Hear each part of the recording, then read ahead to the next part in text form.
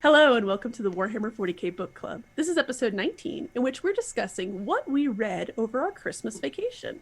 I'm Jen Bozier. And I'm Keri Honey. And this is Warhammer 40k Book Club, where we read from a crag. Every episode we discuss a book, or books in this case, that we've selected from the Black Library's Warhammer 40,000 catalog. Generally, we post the book on our website, WH40kbookclub.com, along with questions to ponder during reading. Listeners are able to read the book, then tune in to hear our discussion. We encourage participation through the Twitter, the site, or Encrypted Vox channel. Spoiler warning, we're going to be talking about 4 separate books tonight, so we'll announce them before we start talking about them. If you haven't read the book yet, maybe go ahead and check out the book before coming in and hearing our discussion. We're going to try to keep our discussions around 10 to 15 minutes per book, so feel free to skip ahead if we're talking about something you haven't yet read. As mentioned, this episode, we're discussing what we read over our Christmas vacation. Keri, do you want to kick us off and tell us what the first book you read was? Okay, well, to start out by saying the first book I intended to read. So the first book I intended to read is Darius Hank's Mephiston, Blood of Sanguinius. And then I opened it, and on the inside cover, it has Read It First, which usually I'm just like, okay, whatever. But no, it's a David Annandale book, Mephiston, Lord of Death. Well, it says Read It First. So I was like, well, okay. So the Black Library wouldn't lead you wrong. Sure. You're right. Although it's funny because of the last, was it in the back? Yeah, right back here. Read It First. Like, well, those were in the back, so, but I've already read Dante. That's true. Yeah, but anyway, so I love David Annandale. So that was like a no-brainer. I mean, it was like some author I didn't like or whatever. I might have looked up a synopsis, but it's David Annandale, so I went on ahead and picked it up on my Kindle because it is no longer available in paperback form, and it was never available in paperback. It was only available in a limited edition hardback because it's a novella. Oh, interesting. And I could find it for $200. I don't love him that much. You don't love the Euro trash space vampires that much? I don't love them or David Annandale that much. So I paid $9.99 on my Kindle. And so I got the novella of Mephiston, Lord of Death. And I'm kind of glad I read that one first because this kind of goes more into Mephiston's background. And this was an interesting book in that because we already know, if you read any Blood Angels book, although I'm not sure if they brought it up in Devastation of Baal or not, but Mephiston was originally a Blood Angel named Calistarius. And the only thing you know about him is that he suffered the Black Rage, but then came out of it, and he was reborn as Mephiston. That's all we know. He doesn't even know. He doesn't understand. And it's a very interesting how he feels about Calistarius, because he still has people who knew him as Calistarius, who every now and then will call him that, but he'll even say, I'm not Calistarius, I just have the man's memories, well, and his body. But he just, right, you know, Blood Angel's gonna Blood Angel, all right? It doesn't have to make sense. It's the Blood Angels. That's right. So, I know I wrote about this on the website too, but the big thing about this book is that the Blood Angels, they're hot in pursuit of this beacon that they heard, and they found this warp storm, and the ship that has been missing since Armageddon appears. It's been a spell. Things have happened. But the word... Can you imagine having to find those guys and be like, so... Few things have happened. Like, it's a little bit less than the guys in Ashes of Prospero, but... Yes. Not by a whole lot. But it's still been a few thousand years. Which makes you wonder, like, really how old Mephiston is. I mean, maybe he's older than Dante, since, you know, technically Calistarius was in Armageddon. Anyway. Right. Which is when he fell to the Black Rage. But there's a war band of word bearers who are calling themselves the Sanctified. Because that actually sounds like a very word bearer thing to... It does, actually. Yeah. So very on point. So they're after this ship, and they don't know what's on the ship. Like, it could be evil. They don't know anything about it, but they're like, well, the word bearers are not going to get it. So they go and attack, and there's only one person surviving on that ship, and it's a man named Corinus. And as Mephiston walks up to him, because the whole cool thing about it is that it's actually told from Mephiston's point of view. It's in first person Mephiston's point of view, which we actually usually don't get for some of the main characters. Like, like for example, like the Primarch books, we normally get those told from another person, from their perspective. But this is actually from Mephiston's perspective, and it has when he walks up, he's like, so I see this man, and he and I both look like we've met a ghost. As I say, Corinus, and he goes, Calistarius. Because so you find out these two were best friends. Oh no! Back in the day. Quirinus became a chaplain when Calistarius became a librarian, so they were like, the best of pals. And Quirinus was there when Calistarius fell to the Black Rage. And he had to take him to the Death Company, and that was the last he saw of him. He figured that would be it. Well, Mephiston just figured whenever he woke up that anybody that Calistarius knew either was already with him or they were dead. I mean, the ship has been missing for how many thousands of years? They were dead.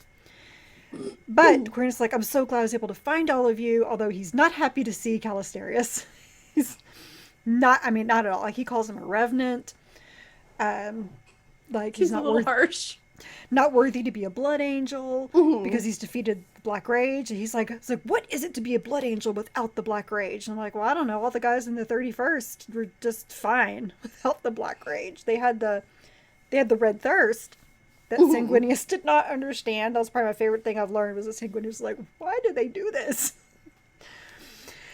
And he doesn't even have really the red thirst anymore. It's kind of there, but not like, he gets bloodlust, but it's not really the red thirst. Like, he doesn't get into that maddened state. But Quirinus like, I'm so glad you guys are here. Well, not you, but the rest of you guys are here because I've had this vision that there's something I need to go to on this one planet. And they're like, well, we're kind of going there anyway because there's a bunch of warp storms. We're trying to figure out what the Sanctified are doing. They get down there, and all the time Mephiston is questioning everything. It's like, we're preserving this frozen field of bodies, but so are they. Isn't that weird? And why is there this spire that you insist we have to go to this tower that is made of like weapons melded together, but they're trying to protect the tower too? Like, normally we don't have the same goals in mind. Yeah.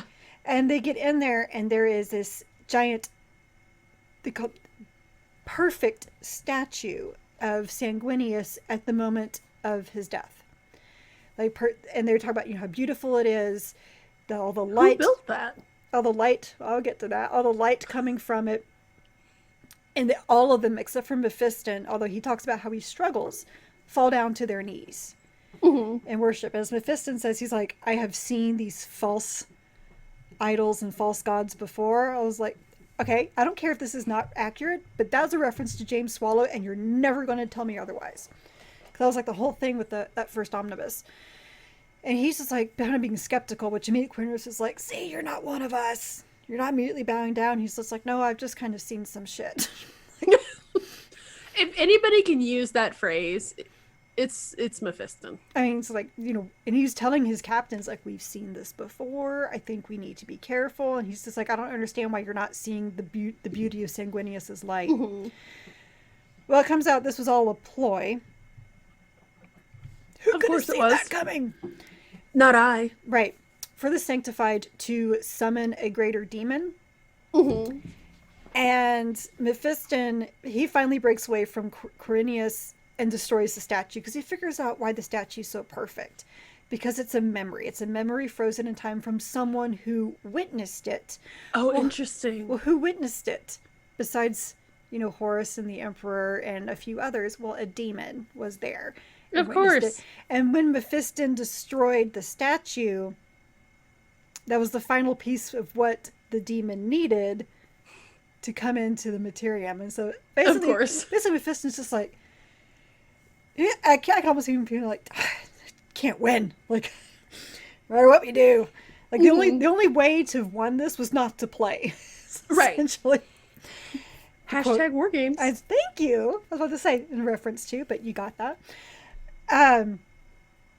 The sad part about it was Quirinius, he's so distraught over Mephiston destroying the statue. He starts to succumb to the Black Rage. So the apothecaries, they knock him out, because usually that'll stop it before it gets too far. But then when he comes to, he's still fighting against it, and Mephiston gets up to him. He's like, you can fight this. Like, you don't have to go to the edge. And he looks right at him. Quirinius looks right at him, and he said, I'd rather go to the Black Rage than be near you. That's way harsh, Ty. And then, thank you, Clueless. So Mephiston, he says how he's disgusted by his weakness and turns his back on him. And then they just march him into the death company. But it's at that moment, but because of Quirinius, like, constantly questioning him and badgering him, he starts to really wonder, like, who he is. Like, what am I? The question we all ask when we turn around 13. Who am I? All I can think of is the Pete Holmes Wolverine. Where did I come from? No one gives a hot shit. Some people do give a hot shit with Mephiston. Well, the thing about Mephiston is that he actually wants to know how he got past the Black Rage, because he wants to know if it can be passed on to other people, if they can learn it, right? So that they don't have to have the death companies anymore, because they mention this also in Devastation of Baal, about how the chapter is constantly fighting to survive because of the Black Rage, especially when they get to areas where suddenly whole companies or whole squadrons, I should say, succumb, right? Because, like, you know, demon fuckery. And so did you like the book overall? I did. It was a nice little background, I guess, a bit to Mephiston, because we all knew he was Callisterius, but you got to see some memories of who he was before, because he would have some flashbacks. So what was his voice like, though? Since, again, as you said, we don't really get to see him in first person very often. Bitter. He's just, I mean, he's very calm.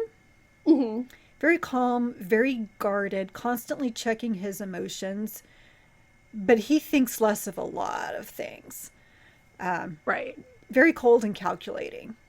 But at the same time, he's like, no, it's like, I would do anything for my chapter. But he also knows that he has to kind of keep things back.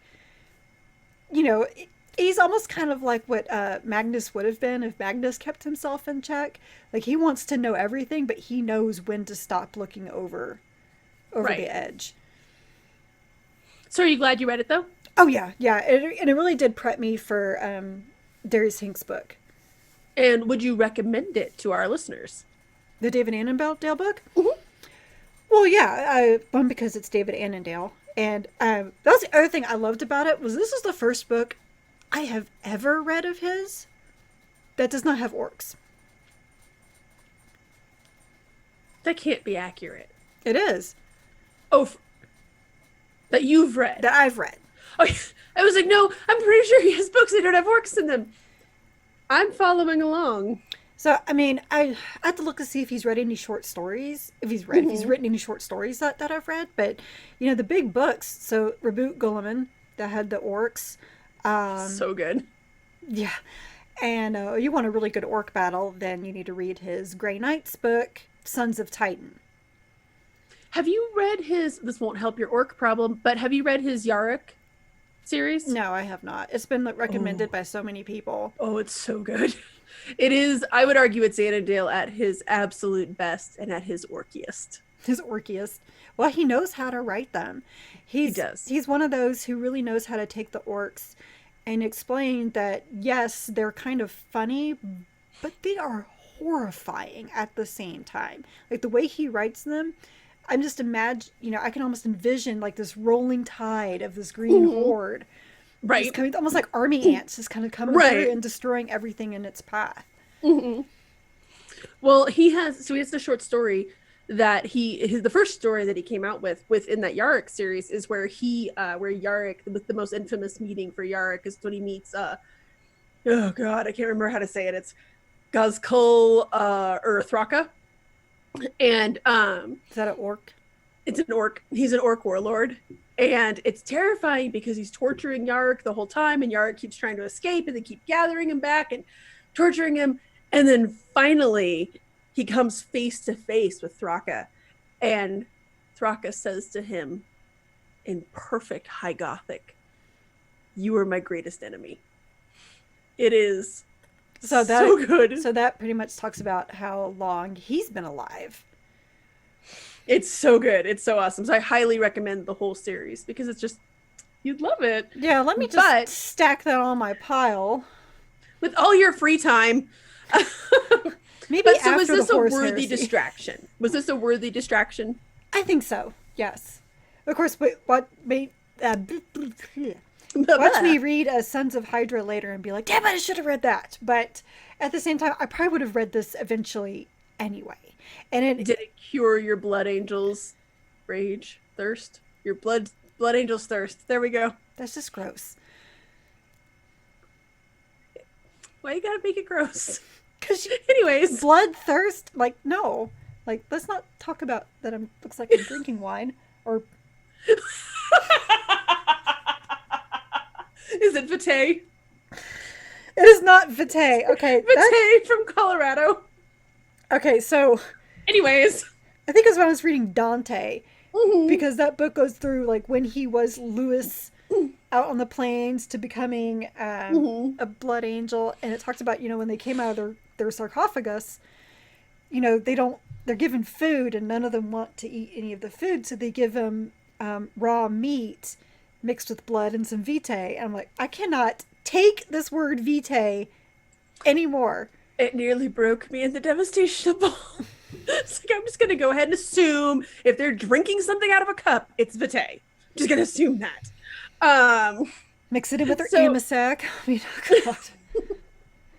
Awesome. So we will, since we're doing distractions, and we'll talk about our digital distractions that we did first. My distraction this Christmas, I was gonna read, everybody probably remembers, it was gonna be all Josh Reynolds all the time. I was gonna read Cal Jericho, and then I was gonna read Dark Harvest. And I got into Cal Jericho and I was like, so this Necromunda stuff is really fun. I made a joke in my review, which publishes on Monday, that when you crack open the cover to this book, Crockett's theme starts playing.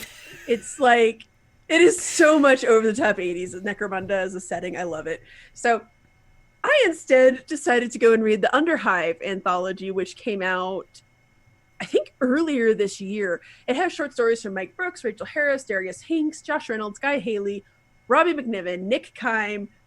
Did I already say Darius Hinks? Yeah, you did. Yes, and I already said Josh Reynolds. Anyways, like a lot of my favorite authors. Oh my God, that's like who's who right there. Pretty much. It was a murderer's row.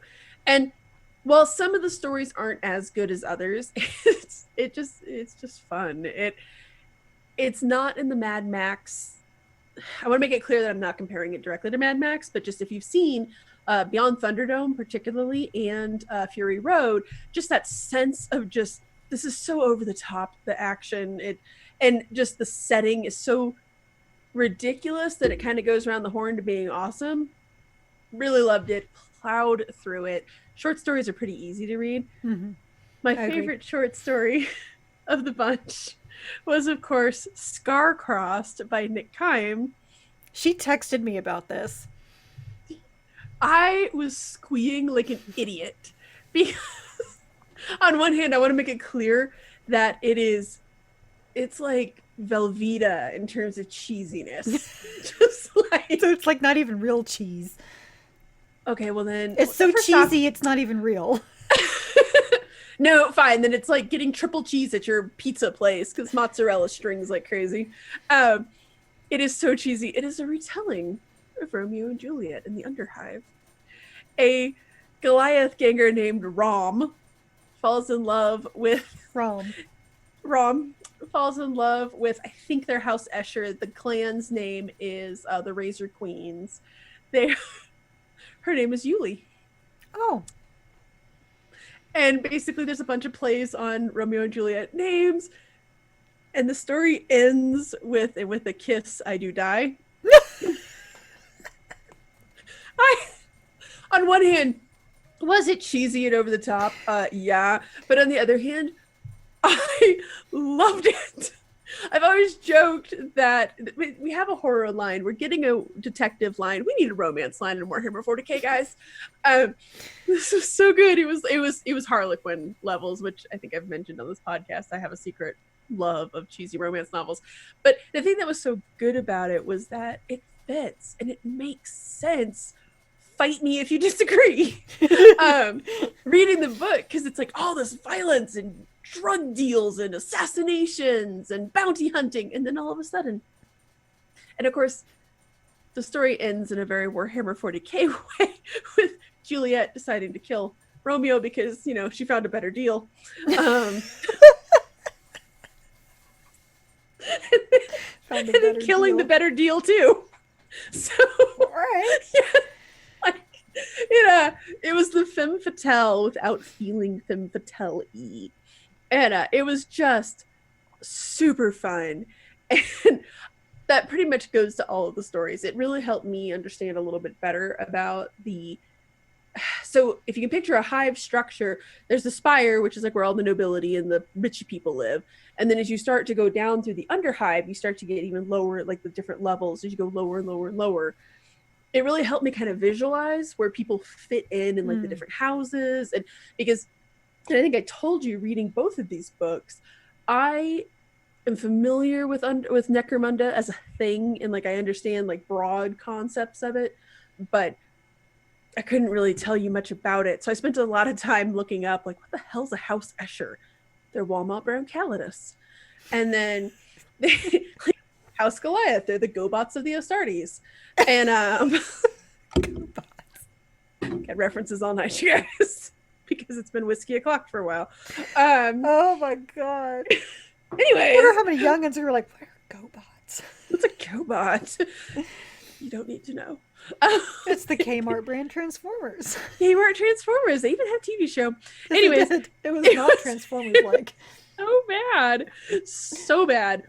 But like worse, no, it's like worse than Chip tearing up the floppy drive, the 5 1/4. Like I'm destroying the whole server.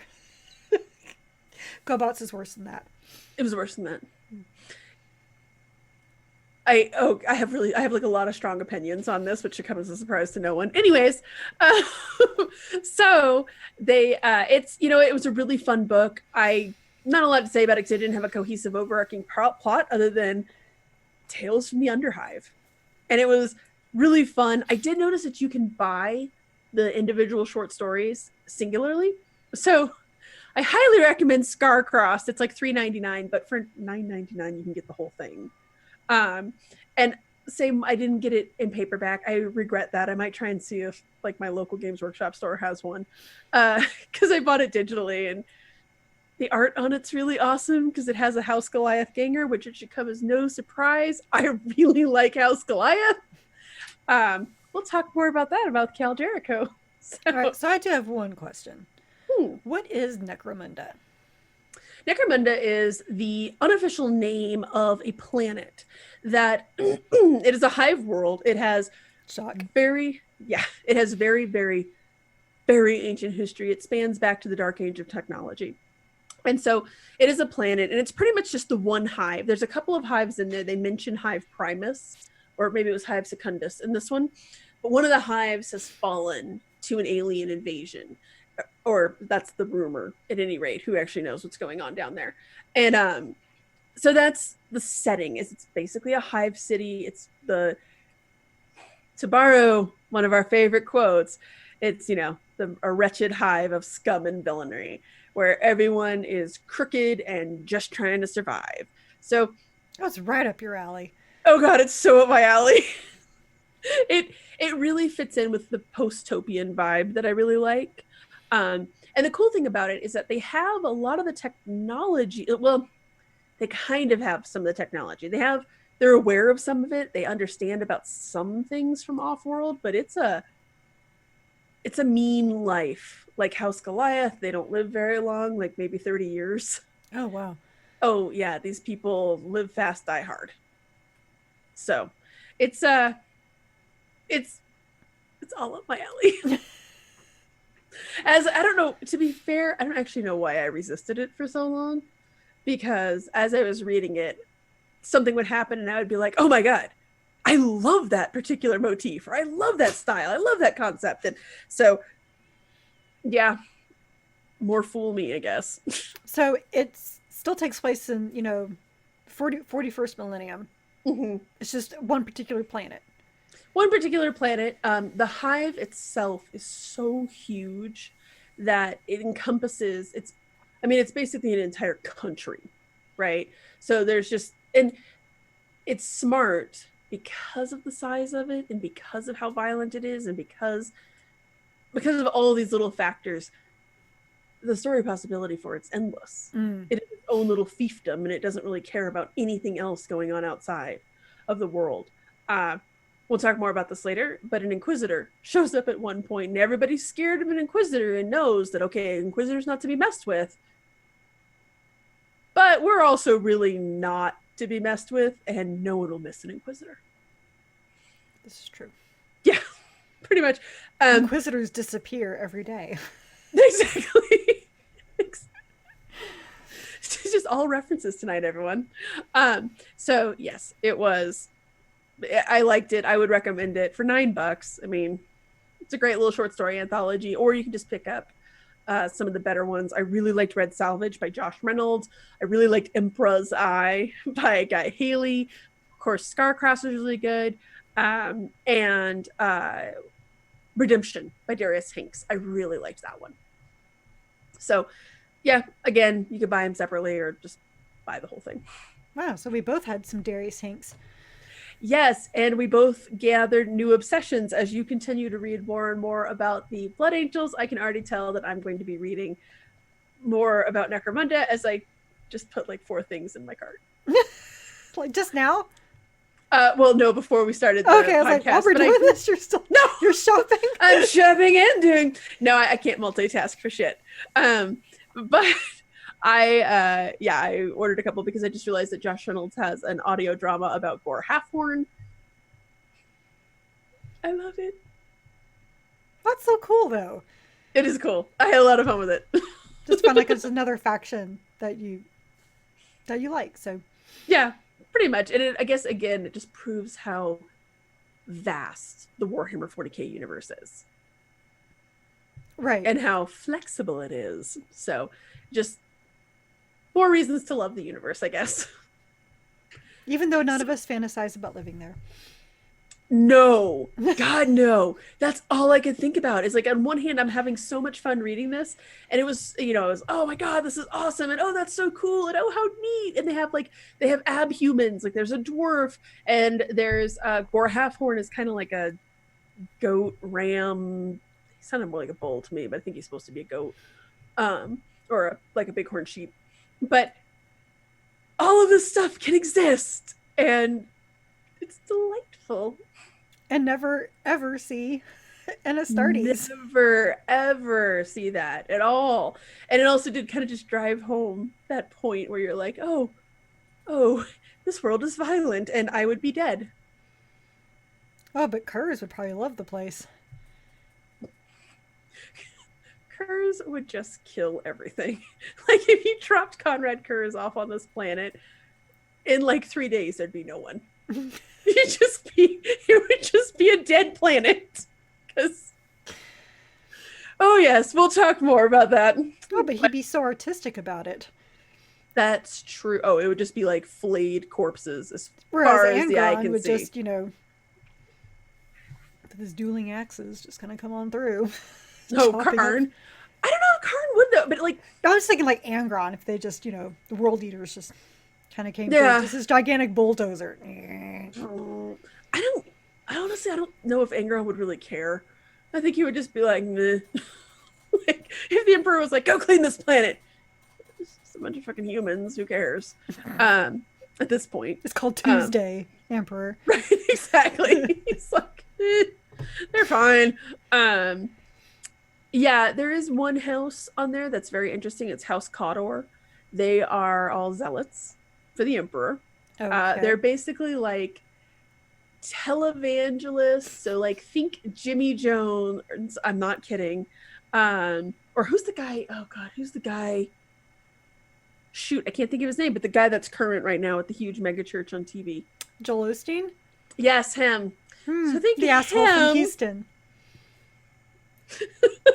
you know how those Houstonians are. Well, he's such a great believer in God and Christianity that he would not open his megachurch for the flood victims of Harvey. Yes. That guy. The Cawdors kind of like that too. They're here to punish sinners with fire, by lighting them on fire, and with guns. And unless you're going to pay them some money, in which case they might look away for a bit. So it is like Joel Osteen. Pretty much, yeah. It is every televangelist you can think of. All that's missing is Tammy Faye's eyelashes. So, I, again, loved it. Had so much fun. It was a unexpected obsession, and I'm really happy that I found it. So, let's talk actual book you intended to read. Yeah, the one I intended to read. So after you did your background reading, you got into Mephiston. Yeah, it's funny because both books were titled Mephiston. Just one's Mephiston, Lord of Death, and the other one's Mephiston, Blood of Sanguinius. He has so many titles. Well, I think that one was just, they used his title, and this one's like, oh no, this is an actual book. Blood of Sanguinius. So this one was not what I expected. Okay. At all. It was not told. Good or bad? Ended up being good. Okay. So this one's not told from Mephiston's point of view, and instead it is told from the point of view of a brand new Lexicanium in the Blood Angels. And okay. It starts, he's on this planet Thermia, and he has this vision that he's supposed to do something with Mephiston, but he's not exactly sure what. And on this planet, there's these wonderful things called dust worms. And they like to eat people's brains. Like the thing from Wrath of Khan? Yes, but these are like actually giant. They're pretty giant worms. So like you can hear them coming and see them. That's charming. Yeah, and when they attack someone, so what they do is they'll jump down their throat, kind of like a xenomorph. Ew! And then they start to grow and become distended and gorge, and then they can get bigger and faster, and they keep moving. And then what they do is they'll grab other humans and toss them back to the other dust worms, and the same things happen to those until it's just this after effect. Cool. Yeah, not really. And this happens. So the Lexicanium's name is Antros, and this happens. He witnesses it. He's trying to help protect the guy who actually led him there. Mm-hmm. And the Mephiston just goes into this sudden, he like loses control, this sudden rage. Okay. And develops this, I think they said it was a vortex of blood. And it's a nice little tornado of blood just kind of going, and it swoops them all up. Like Karn style? I guess. He's just summoning this thing of blood. Okay. And it starts swirling, and it gets all of these dust worms into it, and then when it explodes, it tears them all apart into pieces. So it's just like, and then, so Antros was like, Lord Mephiston, and he turned around and grabbed Antros by the throat and like throws him up, and he's about to kill him. And it's not until he's able to read Mephiston's mind like that, and he's able to talk to Mephiston through his mind, but then Mephiston puts him down. It was just like, like, kind of like, you shouldn't have been able to do that. Mm-hmm. So then he says, I want you to go back to Ball and wait for me to summon you. And the thing about this Lexicanium is that he's young. He like just got this position, and so he's got that ambition. Uh-oh. And and it's one of those things, he's just like, oh my god, like Mephiston picked me type thing. And he's new here. Right. Well, Mephiston doesn't even know why that happened. He doesn't know why he picked him. Because he's like, our fates are bound somehow, because there's no way you should have been able to read my mind. Okay. So, but in the middle of this, Mephiston has been getting these weird dreams of this flayed woman. And actually, Antros had this vision as well. His vision was of Mephiston with the flayed woman. Okay. But Mephiston's having these dreams of this flayed woman calling him for help. but he can't really figure out where. Well, it's around this time that some of the parts of the ecclesiarchy, they come to him and they're like, look, we've lost a planet. And he's like, yeah, I've heard about this. He's like, no, we can't find it. It's like, it's not there. Like, it's not in the sector. Like, we've flown, like lost. Yes, like we've flown where it's supposed to be, and there's nothing there, and we need help finding it. And Mephiston's like, he's pretty much like, yes, I can help you find it. But he kind of pulls some Magnus warp fuckery and tears a hole in the materium and just pops over there. And then comes back. As one can? Yeah, just pops over there, and then he comes back. He's like, okay, this is possible. He's like, I found it. Wow. Yeah, he's like, I found it. It's there. But you have no idea what's going on in this place. He's like, there's a civil war, and this confessor he's like, that's impossible. Like, these are all men of the emperor. They would never do that. It's like, yeah, let me tell you, like, what I saw. Like, this place is half destroyed. So what is going on in there is that, so the same people are still living there. When they look up into the sky, there's no sky. It's a reflection of the planet below. Oh, shit. That's some warp shit. Maybe.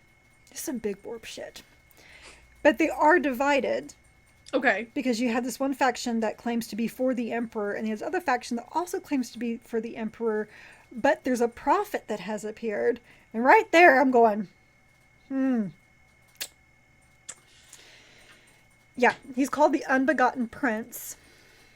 And immediately I'm just like, yeah, this is... No. No. No friends. No. So, but they're trying to lead for this, trying to find this certain relic that's hidden there. I was like, it's always a relic. It's always the relic with the blood angels. That's right. Well, the legend has it in this relic that... There's always the legend. Right. Well, the emperor himself... Okay.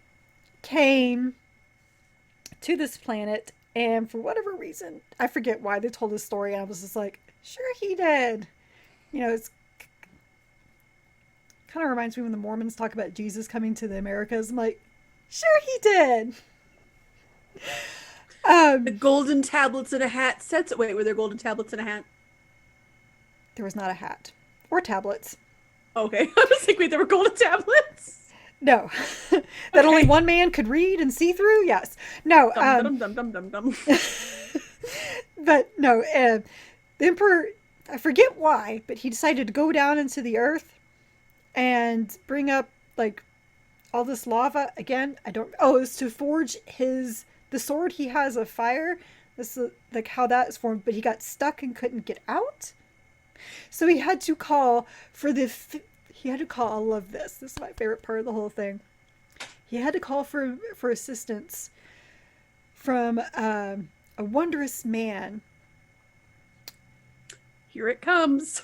From a wondrous man whose name was Lupercal,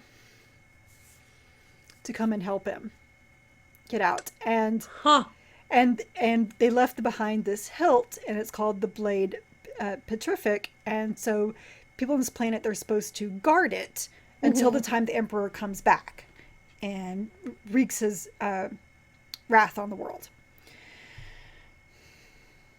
So the funny thing is, because they're telling this legend, and Mephiston actually did that. He was like, there's always a legend. And he's just not. So is this one told in first person, or is this third person? It's not. It's third person. Okay. It's third person. But nothing is told without... It's either... Well, I'll get to that in a second. So anyway, so you have this one faction with the Unbegotten Prince, who's like, it is our job to retrieve this and take it to the emperor himself, because this is why he can't get off his throne. So people are like, oh my god, this totally makes sense. And you have some magical powers, so it totally makes sense that you could be a prophet. He's a psyker. Worse. So they're now marching against, I guess, the rest of the ecclesiarchs. Okay. And as they're trying to find it, they're trying to protect it as well. No one really knows exactly where it is, but you find out later that where it is, it's in a convent of battle sisters, who are not on either side. Right. They're pretty much like, the fuck you, you're not coming up here and taking this. But as they get there and they're trying to figure out like what's going on with the Civil War, like who's the good guys, who's the bad guys, they actually meet the Unbegotten Prince, and he's like, I think we need to start on the right foot. And Mephiston looks at him and is like, and shoots him in the head. And he immediately becomes two people. He's like, okay, now that wasn't necessary. And he keeps on talking. And so then others are shooting him. And he becomes like multiples. And finally they're like, he's a Hydra. We're like, what are you doing? Just stop it. So then Mephiston's like, okay, I'm done playing. And like sets psychic fire to all of them. And then they burn up and they go away. So he's like, I think I know what we're dealing with. He's like, I need to go talk to the current ecclesiarch.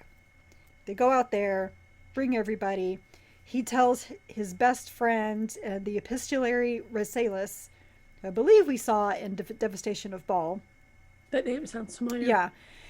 He's like, you need to teach Antros some things. He hasn't, gotten through all that. And he's just like, basically Rassalis the whole time with Antros is like, I don't want to. He shouldn't be here. He's ambitious and I want nothing to do with him. And Mephiston's just like, that's nice, but we're bound somehow and I want him near me till I find out how. But then he does teach him like all these invocations that are forbidden to younger librarians. So he's basically been elevated. And it's kind of funny to watch this guy go through this because, like I said, he's so ambitious and he's just like, Mephiston chose me. And then when he does learn everything, he realizes, oh, Mephiston chose me. Like, this is a burden. This is not a good thing. I mean, of all the teachers whose pet you don't want to be. Well, he was thinking this was all going to come to some big promotion, and then he realizes, no, like that's not what this is about. This is for something even greater. And once he realizes that, Rassalis is cool with him, but it takes like most of the book because most of the time they're very, very grumpy. They get to the Cardinal. The Cardinal's not there. He's like gone off into the wilderness in the middle of the Civil War to pray to the Emperor. Okay. Right. But he comes back. They basically bring everybody into this big amphitheater to hear him speak.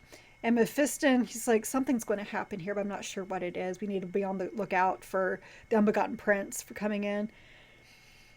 And then the Cardinal like starts writing runes on his arm. Mephiston's like, ah, crap, it's him. Here it goes. Dumps down. Basically, he becomes a demon, a changing demon. He makes everybody in the amphitheater become mutants.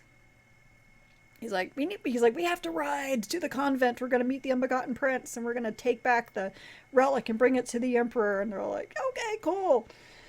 Wait, a demon wants to bring it back to the Emperor? That's what he's telling everybody. Oh, I'm like, wait a minute. Doesn't make sense. Okay, I'm slow. No, it's fine. No, trust me. It was just like, what is this going? Oh. They'll say anything to get people to go along with them, especially this group of zealot people. They know how people work. Who have been guarding this relic for tens of thousands of years. Right. And so they get to the convent, and the sister's like, we're not afraid of anybody. Like, they can come and try to take it. And the head sister, the canoness, is the flayed woman who has been trying to get a hold of Mephiston. And at one point in time, she gets like this little, like almost like a voodoo doll, and she starts talking to it. And she's like, yes, Lord Mephiston, I'm so ready for you to come here. He's like, yes, I'll be with you soon. And I'm like, he doesn't even know who he was talking to. And then you find out that who she's been talking to is like the big puppet master of this whole thing. Like, the Unbegotten Prince is a pawn. So she's become a pawn. He convinced her to burn herself. So the reason why she's looks all flayed is because she burned herself. Oh. And then you had, them playing the Cardinal. Mm-hmm. And then there's this other little faction out here to the side. Mm-hmm. Who are some of the children of the vow who claim to be loyal. And they're like, well, we're going to go to the convent first. And they go in under refugees, and they're like, we're going to be here. We want to help. And they're like, oh yes, we will gladly take you, even though we don't need your help, but we'll gladly take you. It turns out that the lead woman in that is a follower of Zinch. Yes. And she's there. And so this puppet master has played the Unbegotten Prince, her and the canoness against each other. Basically, it's a game. It's becoming a game like who can bring this prize? Who can bring this prize to me first?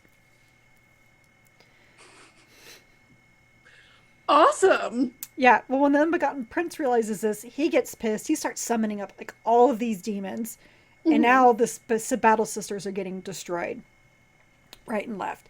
Mephiston shows up,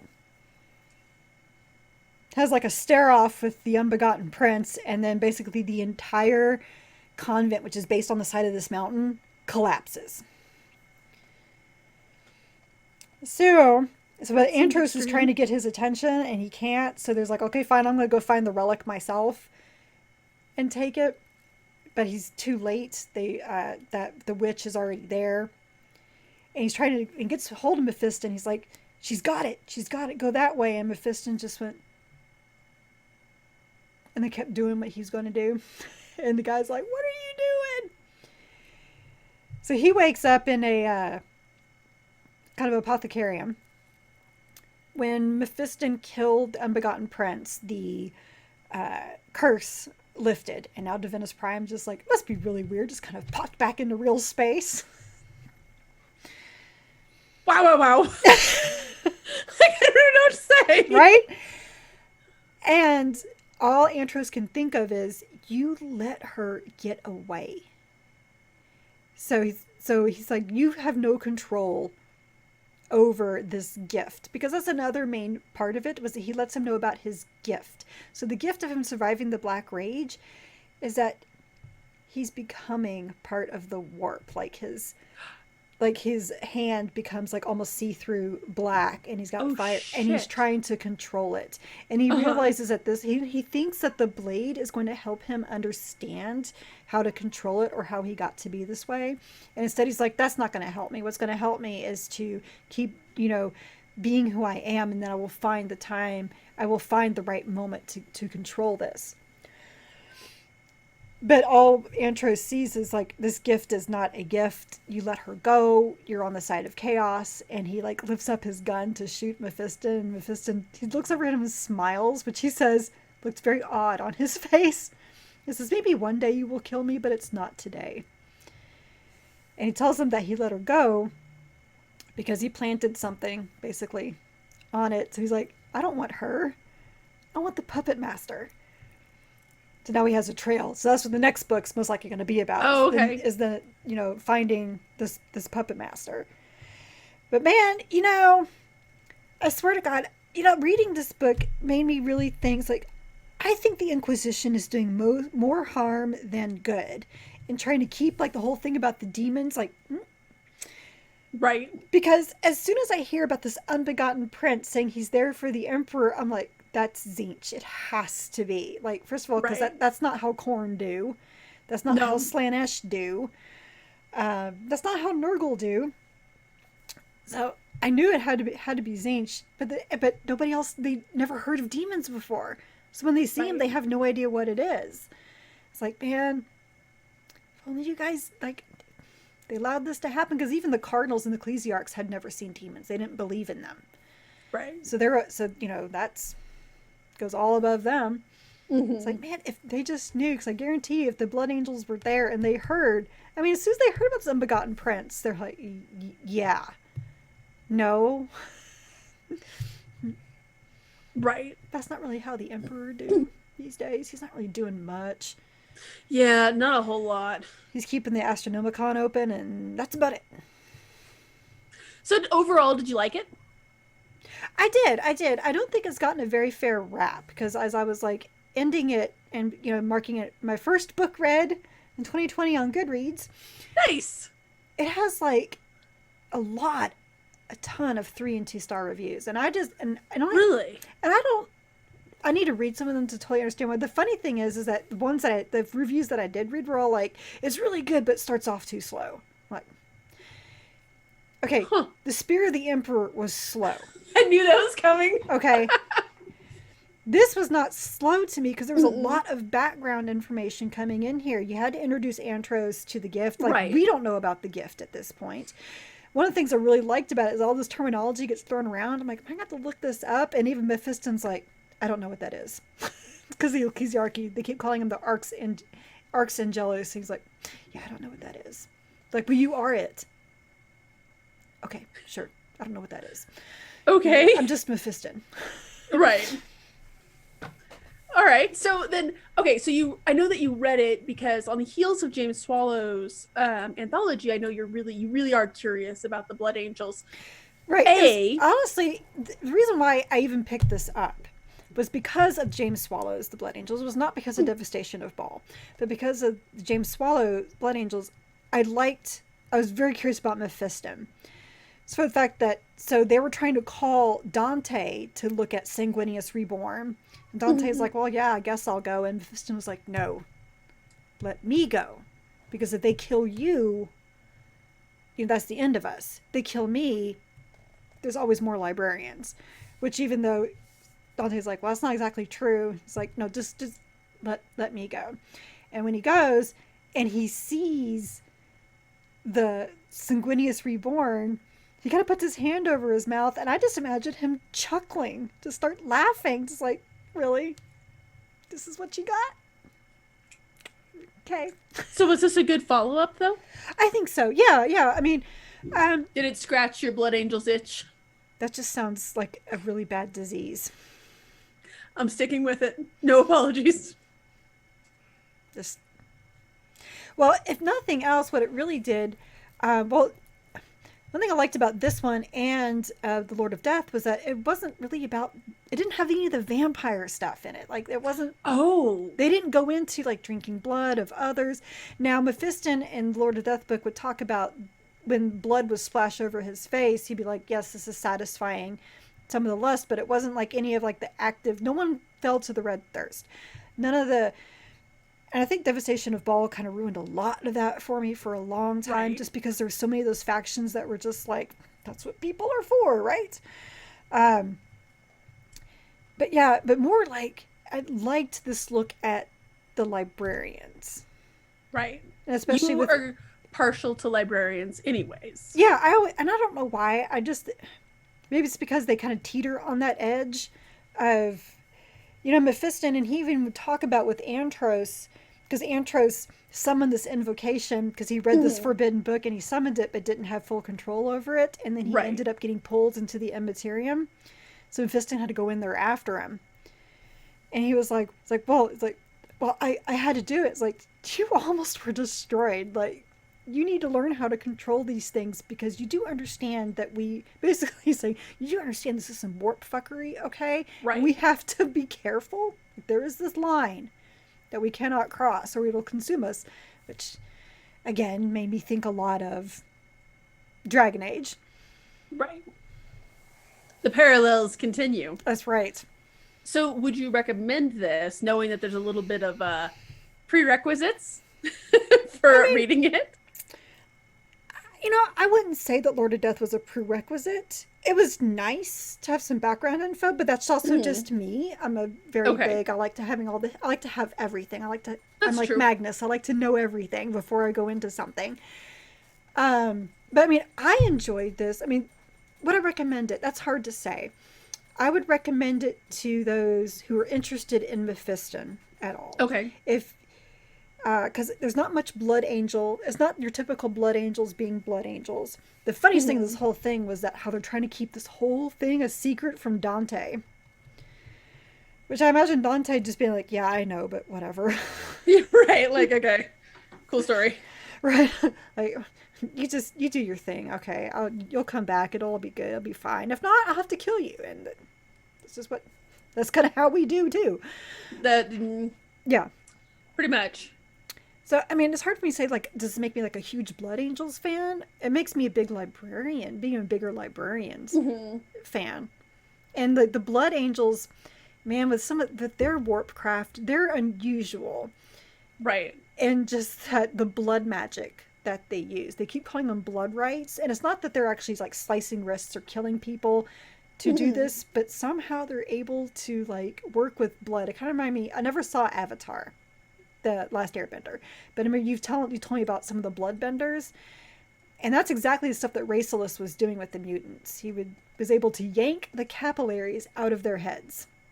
Whoa! That does not sound like a fun way to go, by the way. It does not sound like a fun way No. to go.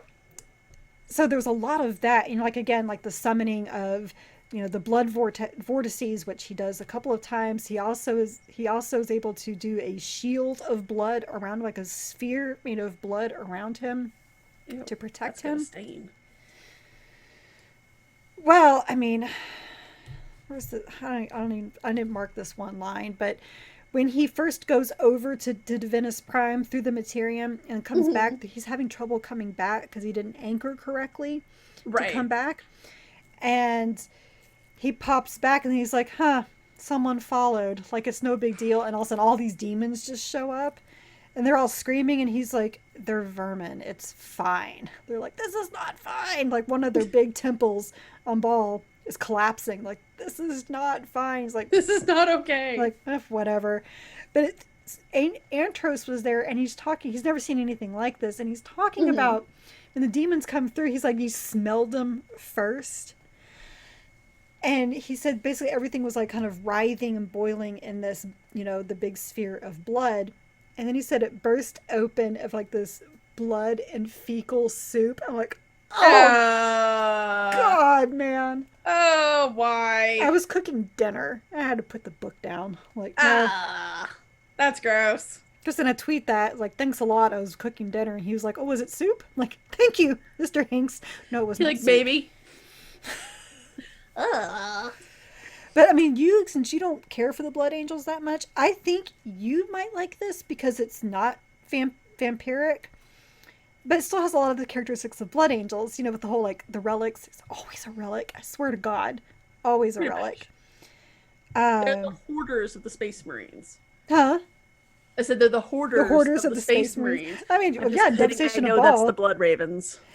Devastation of Ball, you look at Dante giving away all of his toys. Pretty much. Yeah, pretty much.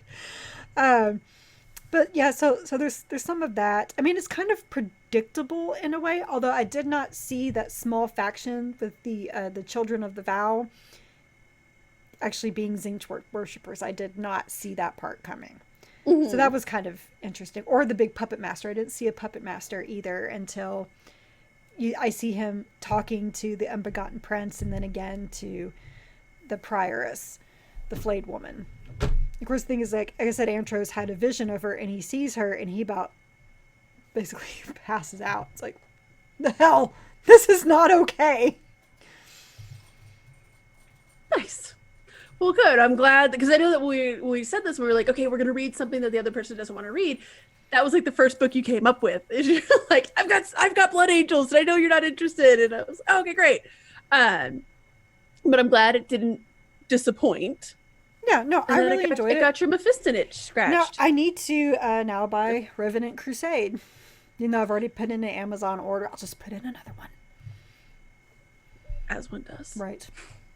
There's always more Amazon orders. Yeah, I'm trying to like economize mine right now, but it's just not working with books. Oh, you know what? I bet you they have the Underhive paperback. That just stopped. You didn't look there? I didn't. I just got straight on to well, I saw that it was only on digital on Black Library, and I was impatient, so I got on iBooks and was like, "Oh, look, there it is!" And there we go. iBooks. Don't judge me, monkey. I will totally judge you for using iBooks. Somebody else might want to use it at some point. Anyways, so moving from Mephiston to Cal Jericho. I picked up Cal Jericho by Josh Reynolds because it was by Josh Reynolds, and they had that was like the only reason why you picked it up, right? It's because it was Josh Reynolds and the purple paper.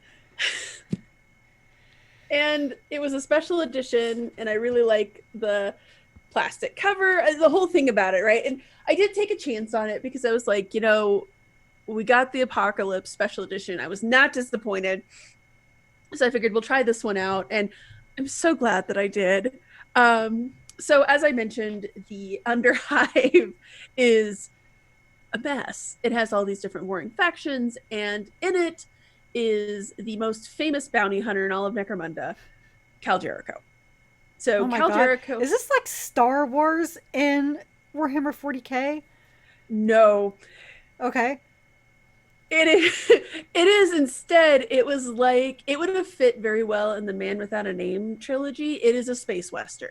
And Okay. I say that with a big asterisk next to it because it's not a space Western with the baggage of like Firefly. It's not in the Firefly vein of things. It is violent. It is over the top. It's definitely 80s action feel to it. The special edition might as well have come with a Betsy Johnson bow and a can of Aquanet. So so Cal Jericho is a bounty hunter with his lifelong friends, Yolanda, who's his kinda sorta wife, and Scabs, who is half rat skin. I had to look up what a rat skin is. Um, they're super cool. This book, so the thing about this book, and I'm sure Josh Reynolds did this on purpose, is that every time they would introduce a new character, with the exception of one character we'll talk about in a bit here, but every time they introduced a new character, I was like, oh, I like the hell out of this guy already. So it was just, the book is like the Magnificent Dozen, because all these groups of people, and so let me back up. So a man named Desolation Zune has stolen something from the guilds. He is a member of House Cot. Well, he's kind of a member of House Qatar. He's actually a more zealous group called the Redemptionists. He has stolen weapons and something else. He is going down into the Underhive. A bunch of different factions, interested parties, have hired bounty hunters to hunt him down and find him. Cal Jericho is just going straight on to find him and kill him. His friend, who joins them, Gore Halfhorn, is also just going to kill him. Meanwhile, Cal Jericho's longtime rival, Bertram Arturos III, and his group of people, his group of people, which includes another one of the most famous Underhive denizens, Belladonna, her and my new minor character crush, because you probably, if you've listened to this podcast for any point of time, you've probably figured out that I have a tendency to latch on to minor characters and just love them dearly. Member of the House Goliath named Big Sledge. Not Sledge. Big Sledge. He's smart for a Goliath. Anyways, they're on the trail along with an off-world, a void-born sniper named Yar Umbra, who's a complete and total badass, and an abhuman, who is basically a dwarf, named Grendel Grendelson. They're all names. You guys, the names are so... at some point, all I could picture was, like, WWE intros. Seriously, they might as well have been coming out with music and like explosions and lights going on behind them. So, especially the House Goliath guys, I just pictured them all as WWE stars. It's all wrestling all the time. They are all on the hunt for this man named Desolation Zune. They all have their own motives.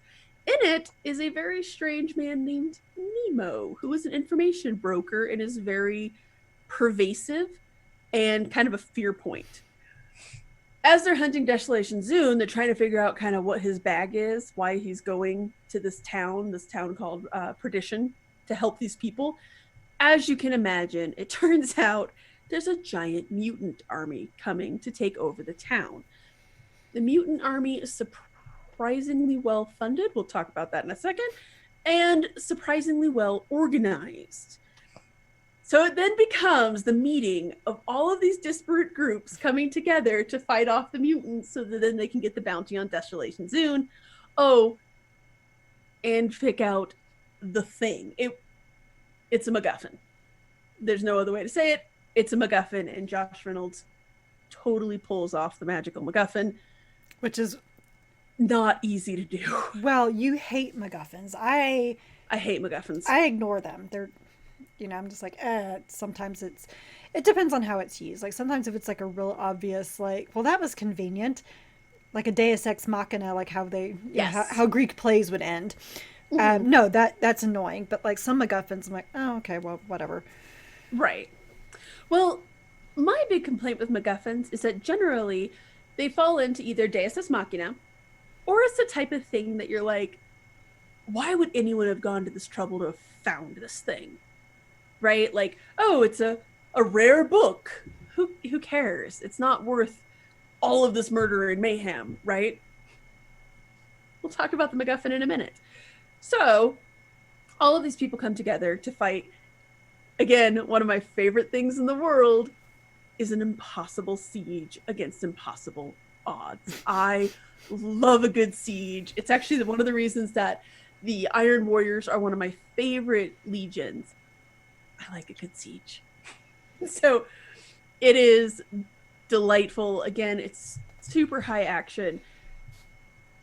Of course, as you can imagine, nobody is friendly toward one another. But they do come together to work together in a really fun way. There's a scene where Yar Umbra tries to kill Cal until Cal is like, all right, guys, let's all make a deal. And then he goes back out to look at the sniper, and the sniper's waving at him. Like, hey, how's it going? We're friends now. And so everybody's getting along. That's amazing. Except for Belladonna, who it turns out was working her own ploy the whole time. With a name like Belladonna, I am shocked. Right. Shocked. Well, and she's really fun too, actually. Now, actually, my complaint about the book comes from all of the characters are so much fun. Grendel Grendelson's probably one of my favorites, aside from Big Sledge, and Gore Halfhorn, because they're just your big, stereotypical brute guys, smoking cigars, shooting guns. Gore Halfhorn only shoots with a shotgun. He's in the middle of a siege, and his only weapon is a shotgun because it's Gore Halfhorn. Belladonna and Yolanda, they kind of towed the line a little bit too much for the angry girl stereotypes from the 90s. So Yolanda reminded me a lot of Tank Girl. Okay. I don't know that I mean that as a compliment. And I say that as a person who was a big Tank Girl fan back in the 90s. Belladonna, she plays somewhere between Body Heat era Kathleen Turner and very specific femme fatale I'm going for there. Yeah. And Rosario Dawson in Sin City. They were occasionally, like, everybody, let me make it very clear that everybody's towing the line. They're all playing to type and they're very stereotypical, but they're right at the line where they're fun. So you instantly like these characters because they're familiar. It's like putting on your favorite hoodie, right? You're like, oh, I know the tough guy with a shotgun trope. So they were all pretty fun, but those two occasionally went over the line where I was like, okay, yeah, we get it. In the end, after the last bullet is fired, Desolation Zune actually gets exploded, so there's no body to count a bounty on, and Belladonna makes off with the barrel, with the MacGuffin. So, in classic Warhammer style, everybody looks around and goes, well, who wants to get a drink? Well, gotta get a drink before you start killing each other again. And they all go off to get a drink, which is just delightful because it's definitely Josh Reynolds setting up this current state of affairs in this current world. Belladonna gets back to Nemo. Nemo reveals that the MacGuffin was being hunted by an Ordo Xenos Inquisitor. And this is a lovely scene at which he's talking with the Inquisitor and Belladonna, and he reveals that she's an Inquisitor. And he's like, oh yes, this is so-and-so from the Ordo Xenos. And the Inquisitor looks at him and says, oh, are we introducing by our full names right now? And Nemo obviously goes under this alias, who, it's fun because he tries to stretch his power a little. And she very quickly reminds him that, no, friend, you are not. It actually reminded me a lot of that scene from The Dark Knight Rises with when Bane sets his hand on that guy's shoulder. Do you feel in control? Similar thing. The MacGuffin in this case, so all of this death, all of this murder, it's an Ordo Xenos Inquisitor, but that only goes so far, right? You can only be like, oh, they killed a bunch of people because it's the Ordo Xenos. It is actually a Carytid, which is a Carytid.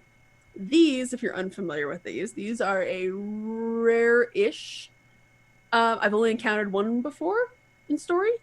It is an unknown entity. They look like little blue imps. They have little devil tails, red eyes, blue skin, and little wings. And they sit on people's shoulders. They can be found throughout the hive cities, the deep, deep Underhive. The theory is that they sit on powerful people's shoulders and they kind of mentally placate people around those important people. They probably, a lot of those important people are probably owed their power because of this creature.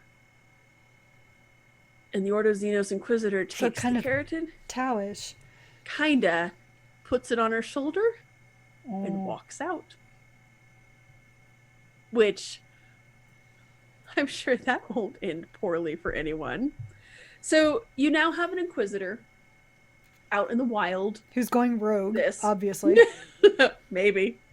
And then there's another mysterious subplot to this, that the mutant army, which is kind of fun too, the mutant army was being supplied by some guy called Kelwyn, who clearly is an Upper Spire person. Mm-hmm. And the Ordo Xenos lady is very, very interested in him. Why would he be supplying weapons to a mutant army? Why would he be trying to cause this huge uprising? Because basically what happens is the mutants are trying to take over the Underhive and are pushing the people up, further up. That's a little interesting. You have that. You also have another character called Amanute. I'm not sure how we wanted to say that name, but she's a rat skin. You really get to see the rat skins in this book too, which is kind of fun. They are basically barbarians, Underhive barbarians who don't really want to play by any of the rules. They don't want to play by house rules. They don't really believe in the Emperor. They believe in the spirits of the hive. They can talk to the spirits of the hive. So, after how much peyote? Oh my god, like drugs and alcohol galore, because if you lived in under the sewers, you probably would need it too. There's so much gross stuff. That actually, reading this book the whole time as I was reading it, they would describe things and I'm like, Keri wouldn't do well with this. It's a lot of, because they would describe like the rivers that they were like, there's a river scene when they're in a river and I'm like, that's like all sewage and industrial runoff. And there are a few logic questions, like how are they getting clean water to drink? Is it clean? Is it, oh God, is it clean? Stuff like that, you know, clean-ish, little things like that. Overall though, super fun book. It moves. The last 100 pages, I couldn't put the book down. I stayed up till like 2 a.m. reading it. I just could not put it down. It was so good, so fast. And it's just like, it's not a big lore changing thing. It's not high literature. Well, I would figure Necromunda can't really be lore changing because it's kind of its own thing. Well, I didn't get the impression, and I could be wrong. If anyone's a big Necromunda fan, please let me know. I didn't get the impression that they were even really changing the lore within that universe. You know what I mean? Like, it wasn't one of those things where I was like, oh, it doesn't matter if they have bigger 40k lore, but oh man, if you're a Necromunda fan, oh snap. I didn't really get that impression. It was kind of like Shroud of Night, actually, and that it's just, bless you. Thank you. Crazy, crazy fun, and not taking itself too seriously. A lot of tongue-in-cheek gags. I laughed so hard through this book in a lot of places. And Big Sludge made it out alive, so everything was fine. I will not apologize. My Gobot Astartes is delightful. So just this cast of characters who I had to look up a lot of people because I could kind of tell with a lot of them that I was like, oh, this person's a named person. And didn't even have to be that familiar with it. It was great. That's good. So super happy I read it. So is this a book you'd recommend? If you like something, if you're looking for something that's funny and not taking itself very seriously, and if you liked that Shroud of Night style, just what is going on? The over the top. Yeah, it reminded me of a movie that so it'll depend a lot on how you felt about a movie called Smoking Aces. I actually defend that movie. The first 3/4 of it is quite good. It does fall apart completely in the end. Oh, But so like a Mel Brooks movie. Yeah, pretty much. Yeah. It if you're into that kind of just, oh my god, and then this guy shows up with a gun, I do recommend it. Definitely not for everyone, but I'm now a huge Necromunda fan. And additionally a Josh Reynolds fan. If you really liked an apocalypse, if you really liked a Matnum, I would recommend it because Josh Reynolds is very good at taking despicable, awful people and making you love them. Like, let me make it clear there are no redeeming qualities to any of these people, other than they're funny. So this is true, because he did write the Fulgrim Primarch novel, Right. and of course this was all like pre-heresy, way before any of that. But I really enjoyed how he portrayed Fulgrim's relationship with Fabulous Bill, aka Fabius Bile. Fabulous Bill. So, I mean, it was like one of the few times that I actually enjoyed him being there because of how Fulgrim treated him. And it's basically that, the Fabius Bile wanted to be left alone in his lab, talking to no one. And Fulgrim was just like, no. And he kept going down there and basically be like the little brother, like, hey, you need to come up here. You need to come up here. Which was just delightful. Because, like, Fabius Bile, he's not going to go up against Fulgrim. Right.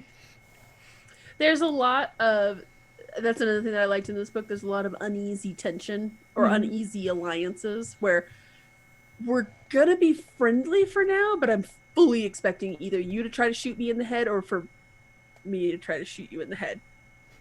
And he introduces, like, the thing that's crazy. So, keeping with my WWE references, Ric Flair was famous for saying in the 80s that, like, he had spilled more in liquor than most people made in a year. Josh Reynolds has introduced more awesome characters and then killed them 10 pages later than a lot of authors. Like, again, as I was saying, as I was reading this book, like, these people be introduced and I'm like, oh, I love this person. And then, like, 10 pages later, they get killed. Man, even George R.R. Martin, like, waits, like, 6 books. Right. Right, exactly. Similarly, that guy has also written and killed off more awesome characters than a lot of writers have ever even created. But yes, like, there was a character who he reminded me of an Old West preacher, but they talked about how his skin, he had suffered a burn, so his skin was pulled taut, so he basically looked like a skull, and he didn't have any lips. But he just, this cool character, like, you're reading it about him, and you're like, oh, this guy sounds so neat. Oh, never mind, he got killed. What happened to him? Oh, him? He got devoured. He did, actually, by a sump monster. Now that just sounds gross. So the sump pits are a thing, and they would talk about the sump pits, and I'm like, ew, ew, ew. And there's things living in them. There's monsters. And at one point, they fall into the sump pit, and then they get out, and I'm just like, you haven't washed your hands. There's not enough showers to get rid of that. Early on in the book, Cal talks about regretting taking his weekly shower before going on this one job, and I was just like... Weekly? These people are so gross. I love it. So, yes, I was absolutely enthralled with this, and I do recommend picking it up. When it comes out into paperback, I do recommend it if you're just kind of into that silly... If you're really interested to see how silly and fun the Warhammer 40k universe can be, I recommend it. If you don't want to read Shroud of Night. Right, obviously. So, but that is what we read this Christmas. I think it was a really good break. At least it was for me. It was nice just to kind of read what I wanted to catch up on. And I just talked about how we're probably going to do the same thing in summer, even though we're going to be reading the same book. There's a omnibus that we wanted to read. It'll be perfect for summer vacation. I am disappointed I didn't get any Sons of Hydra read though, and that's Right. mainly and actually I blame Lorgar for a lot of that. Right. Um, yeah, because it was my turn for the Primarch pilgrimage. I think I already missed a week because Lorgar was so big, and there was like, and because I was so behind with the Carrion Throne, and I finally finished it. Like I think Christmas Eve or Christmas Day is when I finally That finished it, sounds right. and I basically said, it's like, look, this was a very well written book. Gav Thorpe did these characters justice, but I hated everybody in this book. So it's very hard. It's hard to get through a book or a movie when you hate everybody. Yeah. No, I've there's a show on HBO that people are always recommending. They're always saying how good it is. It's called Succession. And we watched 3 or 4 episodes and we just couldn't get through it because I hated every single character. And not like a Matt Nim or even Boyd Crowder from picking another TV show where it's a character that you love to hate. Right. Straight up hated. I mean, Could you hate not them, stand. but they're entertaining. Right. I want all the bad things to happen to the people of Succession and nobody but them. Everybody's doing a great job acting, but their characters are just deplorable, and I just can't. You know what? I think that's kind of why I've fizzled out with Game of Thrones, or the Song of Ice and Fire, I should say, with the books, because like all my favorite characters are dead. Well, except for Tyrion so far. Right.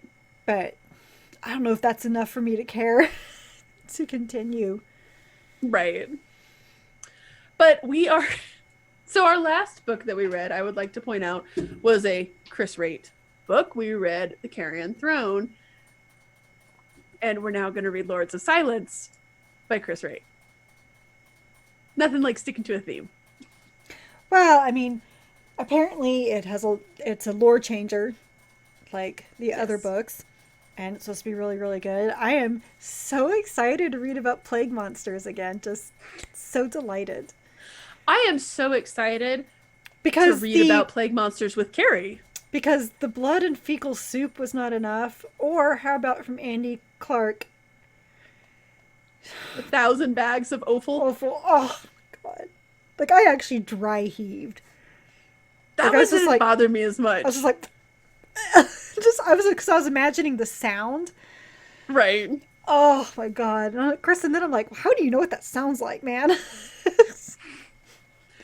That one didn't bother me as much. For me, the scene that nearly broke me was in Shroud of Night when they're describing the Emperor's children when they're sitting on like the throne of flesh that's still alive and stuff. See, that didn't bother me at all. No. You can see where our trigger issues are here. But yes, so we will be reading Lords of Silence. I almost said the Lords of Night. Yeah. It's a whole other thing. We will be reading the Lords of Silence, and we will be back onto our regularly scheduled schedule of every 2 weeks. Yep, so let's bring in 2020. Hot damn. Should be a good year. We already looked at like what's releasing in January, so we're very excited about Hollow Mountain. It's like the Vaults. I almost called it Carrion Throne series, but no, it's the Vaults of Terra series. So Hollow Mountain, and then a new Andy Clark book called Fist of the Imperium. It deals with the Ultramarines. Oh, you know I'm getting that one in limited edition. If they come out with a limited edition of that, yes, all of it. And then shortly after, we have all kinds of cool stuff on our docket because we're doing Lords of Silence. We are reading Mark of Faith, The Fist of the Imperium, Rites of Passage we're finally getting to, Hollow Mountain. We're going to start reading the Fabulous Bill series because Keri needs her Emperor's Children. That will be... Don't put this on me! Okay. If Keri is gagging her way through the Nurgle books, I will be gagging my way through the Slanesh books. So I do have to point out that I don't even own a copy of Fabulous Bill, and you do. So yeah, I do. I actually bought it when it first released. So too. That's why I have it in hardback. Yeah, you can't put this on me. And Josh Reynolds wrote that series, so I was like, I'm not reading Fabulous Bill. Oh wait. So yes, we will read us some Fabulous Bill. Actually, I know that there's a World Eater in it, so I'm on board. Anyways, you want to take us out, Keri? Well, I was about to say, so I already said I was hijacked by an ad, you know, in Blood of Sanguinius. But when I turned to the next page, you know, it always has like the more from that faction. It's like more from Blood Angels. I'm like, read it. What? Josh Reynolds wrote a book? And yes, I've ordered it. We are unabashed fangirls. Anyways, Come at me, bro. You want to take us out, Keri? Well, I sure For our first will. podcast of 2020? I know, first podcast of 2020. So you've listened to the Warhammer 40k book club episode regarding what we read on our Christmas vacation. I enjoyed myself. It sounds like Jen enjoyed herself reading whatever we wanted to read. But be sure to join us for our next book, Lords of Silence by Chris Raitt. Please note we are an unofficial book club and not affiliated with the Black Library or any of its affiliates. You can find both the vidcast and podcast on our website, WH40kbookclub.com. If you like this episode, please like, subscribe, give a review, and all those things to the vidcast on YouTube or the podcast on Apple Podcasts, Google Podcasts, Stitcher, or Spotify. Our site also has articles about our adventures and reading other Warhammer 40k books and short stories outside of the book club books. So please stay a while and read from a crag. Good night, everybody. Good night. Oh, and Happy New Year. Happy New Year.